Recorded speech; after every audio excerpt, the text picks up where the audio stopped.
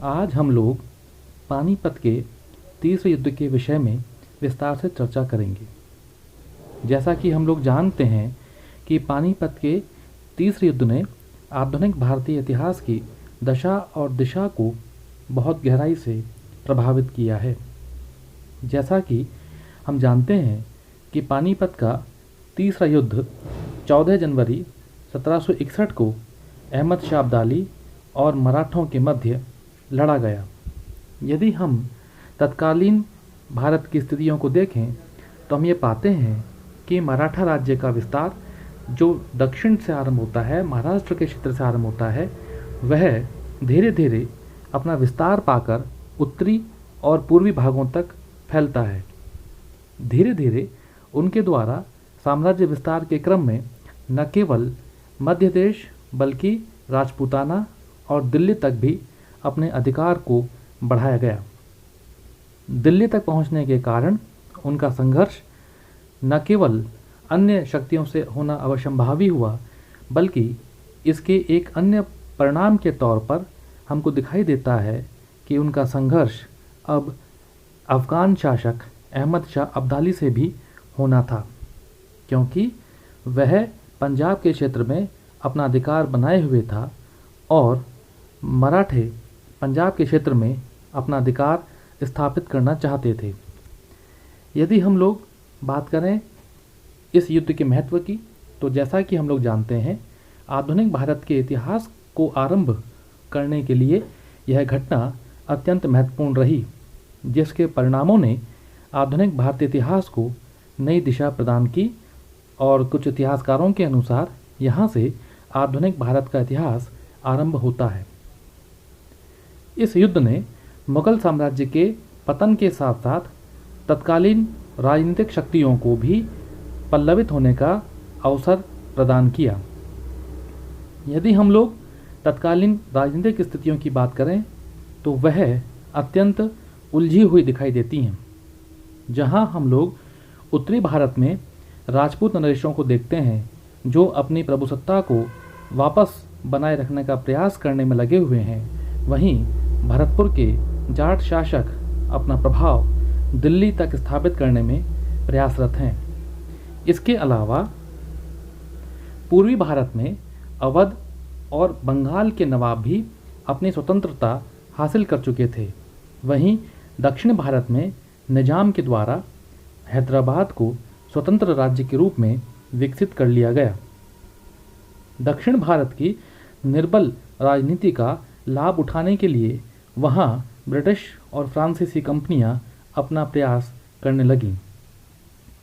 इन स्थितियों को देखें तो हमें ये समझ में आता है कि ये शक्तियां जो अपने अपने राजनीतिक अस्तित्व को बनाने के लिए संघर्ष कर रही हैं, उन सब में सबसे प्रभावी शक्ति मराठों की है। प्रथम पेशवा बालाजी विश्वनाथ के द्वारा मराठा साम्राज्यवाद को व्यवस्थित रूप से आरंभिक किया गया, या कहें कि मराठा साम्राज्यवाद का औपचारिक रूप से जो आरंभ होता है वह प्रथम पेशवा बालाजी विश्वनाथ के समय या उनके द्वारा होता है। उनके इस कार्य को उनके पुत्र ने आगे बढ़ाया, जो हम लोग बाजीराव के कार्यों और उसके परिणाम के रूप में देखते हैं। मराठों के तीसरे पेशवा बालाजी बाजीराव के द्वारा मराठा साम्राज्य को नवीन आयाम प्रदान किए गए। हमें देखते हैं कि बालाजी बाजीराव के समय मराठा शक्ति का प्रभावी विस्तार उत्तरी भारत तक हुआ। छत्रपति शाहू की मृत्यु के बाद 1749 में मराठा साम्राज्य की समस्त शक्ति, प्रभुता, ताकत पेशवा के हाथों में आकर केंद्रित हो जाती है। बालाजी बाजीराव जो तत्कालीन पेशवा हैं, वह अपनी साम्राज्यवादी नीति को कुछ सिद्धांतों के आधार पर लागू करने का प्रयास करते हैं। यदि हम लोग उनकी साम्राज्यवादी नीति को समझें तो कुछ सिद्धांत उनकी नीति के हमको दिखाई देते हैं। इसके अनुसार वे समस्त भारत में मराठा शक्ति की सर्वोच्चता स्थापित करना चाह रहे थे। इसके अलावा मुगल सम्राट को भी अपने प्रभाव में लेकर, अपने नियंत्रण में लेकर मुगल क्षेत्रों पर अपना प्रभाव स्थापित करने का उद्देश्य उनके द्वारा रखा गया। इसके अलावा दक्षिणी भारत को भी निजाम के राजनीतिक प्रभाव से मुक्त करते हुए स्वयं के प्रभाव का उस क्षेत्र में विस्तार करने का उद्देश्य या लक्ष्य भी इनके द्वारा रखा गया। इसके साथ साथ कर्नाटक के शासकों को भी अपने अधीनस्थ बनाने का प्रयास इनके द्वारा करने का लक्ष्य रखा गया।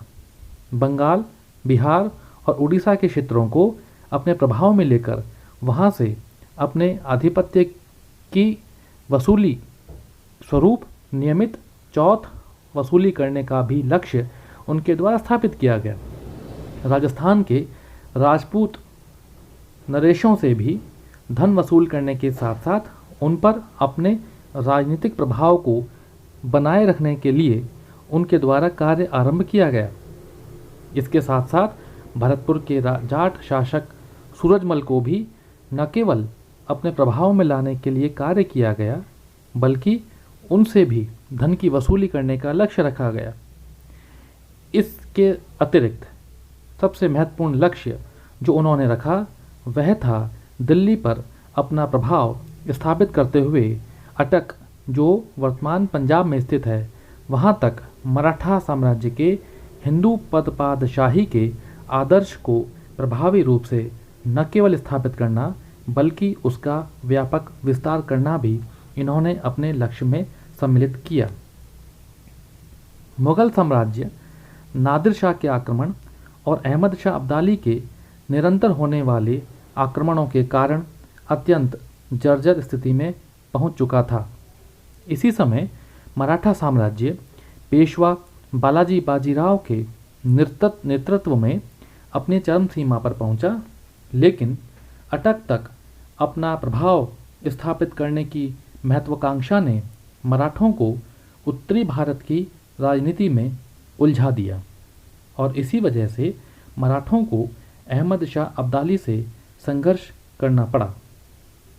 पंजाब पर अब्दाली का प्रभाव पहले ही स्थापित हो चुका था, जहां उसने अपने पुत्र तिमूर शाह को वहां का प्रशासन सौंपा, लेकिन मराठों ने उसे वहां से निकाल भगाया और यही कारण पानीपत के तीसरे युद्ध का प्रमुख कारण बना। यदि हम लोग पानीपत के युद्धों के कारणों की बात करें तो इसके अनेक कारण हमें दिखाई देते हैं जो इस युद्ध के लिए अवश्यंभावी बने, सहायक बने।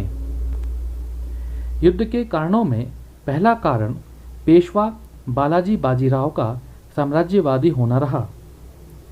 हम जानते हैं कि बालाजी बाजीराव अपने पिता बाजीराव की तरह साम्राज्यवादी प्रवृत्ति का पेशवा था, जिसने मालवा की विजय को जारी रखा, राजपूत नरेशों के मामलों में हस्तक्षेप करके उन पर अपना राजनीतिक प्रभुत्व ही बनाए रखा। सिंधिया और होलकर 1753 में राजपूताने में पुनः सक्रिय हुए और मराठा राजस्थान की सफलता के उपरांत दिल्ली की ओर बढ़ चले। मराठा सरदार दत्ताजी सिंधिया ने रुहेला सरदार नजीब खां और वजीर इमादुल मुल्क को दिल्ली के निकट परास्त करके उनसे धन की वसूली की। इन सफलताओं के कारण मराठों ने पंजाब विजय का प्रण लिया, सपना संजोया।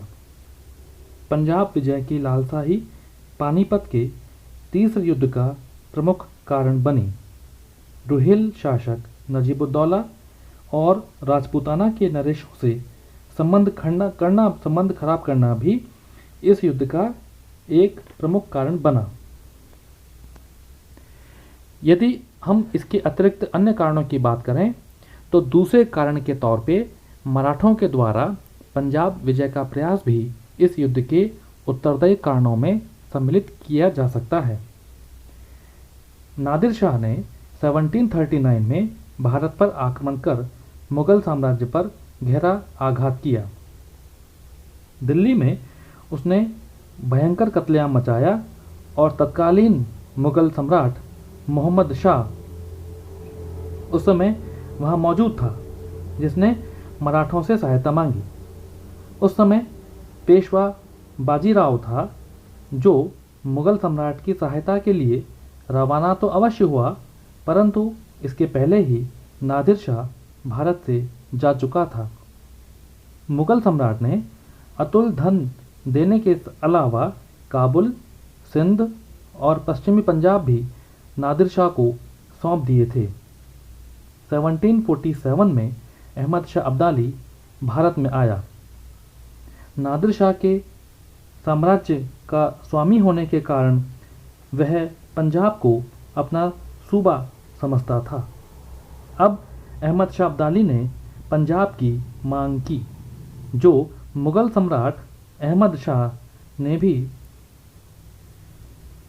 बाजीराव से सहायता मांगी, लेकिन 1748 में पेशवा जयपुर राज्य की आंतरिक नीति में उलझ गया, जिसके कारण वह दिल्ली नहीं पहुंच पाया। लेकिन 1752 में बालाजी बाजीराव ने मुगल सम्राट और उसके वजीर की सहायता के लिए दिल्ली में मराठा सैनिकों की एक टुकड़ी भेजी।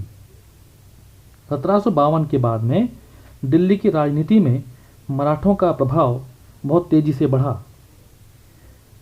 कुछ मराठा सरदार, जिनमें जयप्पा सिंधिया, दत्ताजी और मल्हार राव होलकर सम्मिलित थे, वे उस समय की उत्तर भारतीय राजनीति में अत्यधिक सक्रिय रहे। तत्कालीन मुगल शासक अहमद शाह के वजीर सफदरजंग ने अफगान आक्रमणकारियों के विरुद्ध मराठा सरदारों से सहायता मांगी। सहायता के बदले मराठों ने सिंध और पंजाब में चौथ वसूली का अधिकार मांग लिया। मुगल वजीर इस बात पर सहमत हो गए, लेकिन 50,000 मराठों के पहुंचने से पहले ही मुगल सम्राट ने पंजाब और मुल्तान के क्षेत्र आक्रमणकारियों के हवाले कर दिए। मुगल सम्राट ने बहुत सारा धन देकर मराठा सेना को लौटाने का प्रयास किया, लेकिन मराठों के मस्तिष्क में भी पंजाब को जीतने की बात बैठ गई। इमादुल मुल्क ने 1752 में मराठों की सहायता से मुगल सम्राट अहमद शाह को गद्दी से उतारा और सफदरजंग को अवध की ओर भगा दिया। रघुनाथ राव, मल्हार राव होलकर और नजीब रुहेला ने इसमें प्रमुख भूमिका निभाई। अब्दाली इन परिवर्तनों से बहुत नाराज हुआ और नवंबर 1756 में उसने पंजाब पर आक्रमण किया। पंजाब का प्रशासन इस समय मुगलानी बेगम के पास था। उसने पंजाब की तत्कालीन अराजक राजनीति में से व्यथित होकर मुगल सम्राट आलमगीर द्वितीय की सहमति से अब्दाली को पंजाब पर आक्रमण करने के लिए आमंत्रण भेज दिया, लेकिन मराठों की सहायता से इमादुल मुल्क ने मुगलानी बेगम को बंदी बना लिया और उसको दिल्ली भेज दिया। साथ ही उन्होंने अदीना बेग को पंजाब का नया गवर्नर नियुक्त किया। अब्दाली इस परिवर्तन को सहन नहीं कर सका और इसी वजह से उसने पंजाब क्षेत्र पर आक्रमण किया। वह दिल्ली और मथुरा को लूटकर जाते समय इमादुल मुल्क को वजीर तथा नजीबुद्दौला को यहाँ का मीर बख्शी बनाकर गया। इसके अलावा पंजाब का प्रशासन उसने अपने पुत्र तिमूर शाह को सौंपा। रघुनाथ राव, जो मराठा सरदार है, उसने दिल्ली में अपना प्रभुत्व पुनः जमाने का प्रयास किया। इसके साथ साथ उसके द्वारा पंजाब क्षेत्र को भी अपने अधीनस्थ करने का प्रयास आरंभ किया।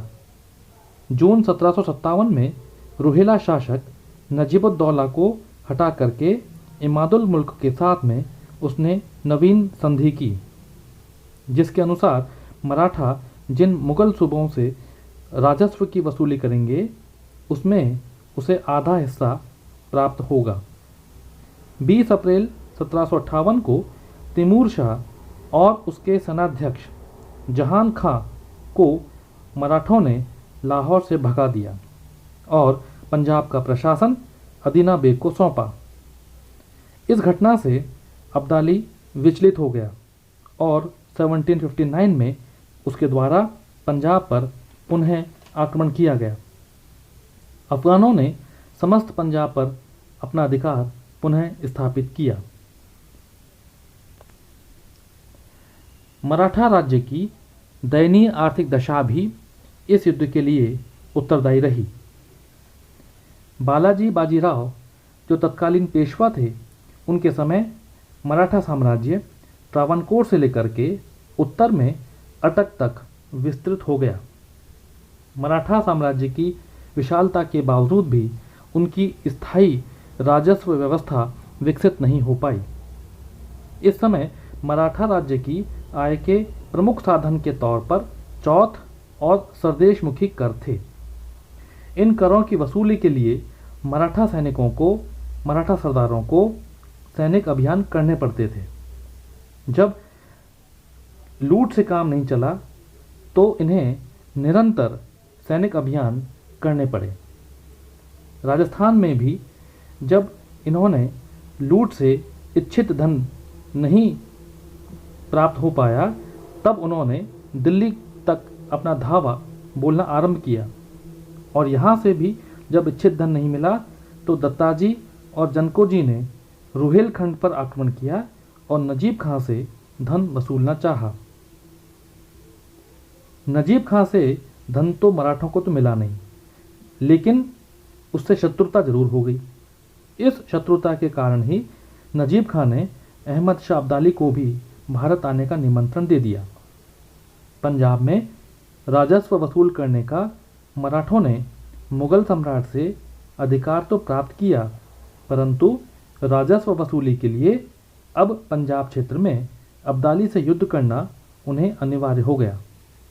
जब मराठों को अब्दाली के विरुद्ध युद्ध करने के लिए दिल्ली, रुहेलखंड और अवध से धन नहीं मिला तो वे बंगाल, बिहार और उड़ीसा के विरुद्ध सैनिक अभियानों में भेजे गए। धन वसूली में मराठा सरदार मानवता का कोई भी ध्यान नहीं रखते थे। सैनिक सहायता देने के पीछे मराठों का उद्देश्य था नरेशों से अधिकाधिक धन की वसूली, और इसी उद्देश्य की पूर्ति के लिए वे पाला बदलने में भी कोई विलंब नहीं करते थे। भरतपुर नरेश सूरजमल ने भी मराठों को पानीपत के युद्ध में सहायता देने का आश्वासन दिया था, परंतु उनकी आर्थिक लूट की भावना से वह उनके विरुद्ध हो गया। तत्कालीन मुगल सम्राट आलमगीर द्वितीय भी मराठों की आर्थिक नीति के कारण अब्दाली के साथ सहयोग कर बैठा। अतः स्पष्ट है कि अहमद शाह अब्दाली के विरुद्ध 1760 के अंत तक युद्ध की भूमिका तैयार करने में मराठों की तत्कालीन आर्थिक स्थिति और आर्थिक नीतियां प्रमुख रूप से उत्तरदायी रही। अफगान शासक नजीब खान और शुजाउद्दौला के मराठों से अच्छे संबंधों का न होना भी इस युद्ध का प्रमुख कारण रहा। यहाँ नजीबुद्दौला को अफगान शासक ना कह करके अफगान कहना ज़्यादा उपयुक्त प्रतीत होता है। यद्यपि नजीबुद्दौला अफगान था और आरंभ में वह अब्दाली का समर्थक नहीं था, और अब्दाली भारत में लौटते समय नजीब खां को यहाँ का मीर बख्शी बनाकर गया था, लेकिन 1757 में मराठों ने रुहेला शासक नजीब खां को उसके पद से हटा दिया, जबकि नजीब खां तत्कालीन समय तक मराठों का समर्थक बना हुआ था। हालांकि 1751 में मुगल सम्राट अहमद शाह के अनुरोध पर रुहेला के विद्रोह को निर्दयता से कुचलकर मराठों ने रुहेला को अपना कट्टर विरोधी बनाया और नजीबुद्दौला ही रुहेलों का प्रमुख सरदार था। 1756 में जब रघुनाथ राव आगरा पहुंचे तो नजीब खां ने मराठों के साथ संधि का प्रस्ताव रखा, लेकिन मल्हार राव होलकर ने इस प्रस्ताव को स्वीकार नहीं किया। इसके विपरीत उन्होंने दोआब पर आक्रमण कर सहारनपुर तक के क्षेत्र पर अधिकार किया और नजीब खां को उसके साथियों के साथ बंदी बना लिया। अब नजीब खां अब्दाली के साथ संपर्क स्थापित करने का प्रयास करने लगा ताकि वह इस अपमान का बदला ले सके। इसके अलावा उत्तरी भारत के समस्त मुस्लिम शासक मराठों के विरुद्ध भी एक हो चुके थे। उनमें अवध के नवाब शुजाउद्दौला भी प्रमुख थे। वह नजीब खां के अनुरोध पर मराठों के विरुद्ध अब्दाली से मिले, परंतु जब सदाशिवराव भाऊ दिल्ली पर 1760 में अधिकार करने में सफल हो गए तो शुजाउद्दौला ने मराठों और अब्दाली के मध्य संधि कराने का प्रयास भी किया। लेकिन संधि की शर्तों में एक शर्त यह थी कि शाह आलम को मुगल सम्राट स्वीकार किया जाए तो शुजाउद्दौला को सम्राट का वजीर बनाया जाए। लेकिन इमादुल मुल्क के विरोध के कारण यह संधि संपन्न नहीं हो सकी। इस पर शुजाउद्दौला ने भी मराठों का विरोध का मार्ग स्वीकार किया और वह अब्दाली को पंजाब पर अधिकार करने को प्रोत्साहित करने लगा। इसके द्वारा युद्ध के समय भी अब्दाली को खाद्य सामग्री उपलब्ध करवाए जाने का भी वचन दिया गया। मराठों के द्वारा हिंदू पद पादशाही के आदर्श ने भी इस युद्ध के कारण को बढ़ावा दिया। पेशवा बालाजी बाजीराव ने यह सोचा कि उत्तरी भारत के समस्त राजपूत नरेश राज्य जो हिंदू धर्म के अनुयायी हैं, मराठों के हिंदू पद पादशाही के नाम पर उनके साथ होंगे, भगवा झंडे के नीचे एकत्र हो जाएंगे। लेकिन उनकी यह सोच, उनकी यह नीति केवल कल्पना से अधिक कुछ नहीं सिद्ध हो पाई। इसके विपरीत राजपूताने के नरेश उनकी अमानवीय लूट और व्यर्थ के बढ़ते आंतरिक हस्तक्षेप से परेशान होकर अफगान शासक अब्दाली से संपर्क बढ़ाने लगे और उससे भारत पर आक्रमण करने और मराठों के अत्याचार से उन्हें बचाने का अनुरोध भी करने लगे। हिंदू पद पातशाही का आदर्श का अर्थ उन्होंने भारत में मराठा राज्य की स्थापना और मुसलमानों की प्रगति के द्वार बंद होने से लिया। अतः इसको असफल बनाने के लिए भी वे मराठों के विरुद्ध संगठित हो गए, जो तत्कालीन समय में मुस्लिम शासकों ने मराठों के विरुद्ध इस तरह का प्रचार भी किया, इस तरह का एक माहौल भी बनाया। बालाजी बाजीराव जो तत्कालीन पेशवा थे, उनकी दूरदर्शिता भी इस युद्ध के सहायक कारणों में मानी जाती है। बालाजी बाजीराव ने अपने पिता बाजीराव की साम्राज्यवादी नीति को तो अपनाया, लेकिन वे अपने पिता के समान दूरदर्शी नहीं थे।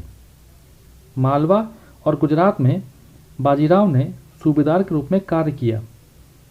उनके द्वारा जयपुर और जोधपुर के नरेशों के साथ युद्ध अवश्य किए गए, लेकिन उनसे कभी अपने व्यक्तिगत संबंध नहीं बिगाड़े। बालाजी बाजीराव राजपूताना के राजपूत नरेशों के उत्तराधिकार के नियम के परिप्रेक्ष्य में उनमें निरंतर हस्तक्षेप करने लगे। धन लूटने के पीछे उन्होंने उदयपुर, जयपुर, जोधपुर, बूंदी और कोटा के राजाओं को भी नाराज कर दिया। हिंदू पद पादशाही के नारे को उन्होंने अवश्य बुलंद तो किया, लेकिन उन्होंने यह नहीं सोचा कि उससे राजपूत नरेशों का सहयोग भी उन्हें मिलेगा या नहीं।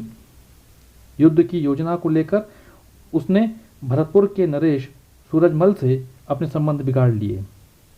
दिल्ली पर राजनीतिक प्रभाव जमाने के लिए उन्होंने मुगल सम्राट की सुरक्षा का भार भी अपने ऊपर ले लिया, जबकि उस समय मराठा राजकोष अत्यंत विचारणीय स्थिति में था, शोचनीय स्थिति में था। वो उसमें बहुत ज़्यादा पैसा उनके पास में नहीं बचा था। सदाशिवराव भाऊ, जिसे पानीपत के तीसरे युद्ध में मराठा सेना की कमान सौंपी गई, वह दक्षिणी भारत के युद्धों में महान ज्ञाता था, लेकिन तत्कालीन स्थितियों में वह उत्तरी भारत के खुले मैदानों में युद्ध लड़ने के लिए न तो अभ्यस्त था, न उसकी वहाँ पर बहुत ज़्यादा जानकारी थी। इसके बावजूद भी उन्हें वहाँ का नेतृत्व प्रदान कर दिया गया। खजाना खाली होने के बावजूद सैनिकों को वेतन देने के लिए धन नहीं था। इसके बावजूद भी मराठे एक बड़े युद्ध की ओर अग्रसर हो रहे थे। पंजाब में खाद्य सामग्री उपलब्ध नहीं हो रही थी और वहाँ लाखों की संख्या में सैनिक ही नहीं वरन उनके साथ में उनके परिवार के लोग जैसे स्त्री और बच्चे भी मौजूद थे। भरतपुर के राजा सूरजमल ने सदाशिवराव को समझाया कि वह खुला युद्ध न करके छापामार युद्ध करे, लेकिन स्थितियां यहाँ पर बदली हुई थी। यहाँ पर खुला युद्ध ही एकमात्र विकल्प था। सूरजमल की सलाह को भाऊ ने नहीं माना और न ही पेशवा ने उस पर ध्यान दिया। पंजाब में उनकी विस्तारवादी नीति स्पष्ट रूप से मराठों के लिए घातक सिद्ध हुई। मराठों का दिल्ली पर आक्रमण करके उसे अपने प्रभाव में लेना भी इस युद्ध का एक कारण रहा। 1740 से पहले तक किसी भी मराठा पेशवा ने मुगल सम्राट को समाप्त कर या उसको हटा करके उसका सिंहासन प्राप्त करने का प्रयास नहीं किया। वे मुगल सम्राट को, मुगल शासक को अपने प्रभाव में रखना जरूर चाहते थे। बाजीराव के द्वारा भी इसी नीति पर कार्य किया गया। 1739 में वह दिल्ली के पास अवश्य पहुँचे, लेकिन उन्होंने उस पर कभी अधिकार करने का, प्रत्यक्ष नियंत्रण स्थापित करने का प्रयास नहीं किया। लेकिन तत्कालीन पेशवा बालाजी बाजीराव ने इस नीति में परिवर्तन कर दिया। उन्होंने दिल्ली पर निरंतर आक्रमण करके मुगल दरबार में अपनी आवश्यकता से अधिक राजनीतिक प्रभाव स्थापित किया। कभी मुगल सम्राट पेशवा से सैनिक सहायता की प्रार्थना करते तो कभी उनके वजीर सैनिक सहायता के लिए याचना करने पहुंच जाते। यदि दिल्ली को प्रभुत्व में लेकर उनकी सुरक्षा की चिंता मराठे नहीं करते तो न तो उन्हें रुहेलों से युद्ध करना पड़ता और न ही उनके सरदार नजीब खां को दिल्ली से भगाकर अपना शत्रु बनाते। 1757 में रघुनाथ राव ने दिल्ली पर आक्रमण करके मुगल सम्राट को ही प्रभुत्वहीन नहीं किया, बल्कि अहमद शाह अब्दाली के प्रतिनिधि नजीब-उद-दौला को भी दिल्ली से भगा दिया। इस घटना से अब्दाली बेहद नाराज हुआ और उसने मराठा शक्ति को पूर्णतया समाप्त करने के उद्देश्य से भारत पर पुनः आक्रमण किया। दिल्ली आने पर मराठों को सिंध और पंजाब का राजस्व वसूल करने का अधिकार तो मिला और इस अधिकार के कारण मराठों ने पंजाब की राजनीति में अपना सक्रिय योगदान आरंभ किया, जिसके कारण पानीपत का तीसरा युद्ध अनिवार्य हुआ।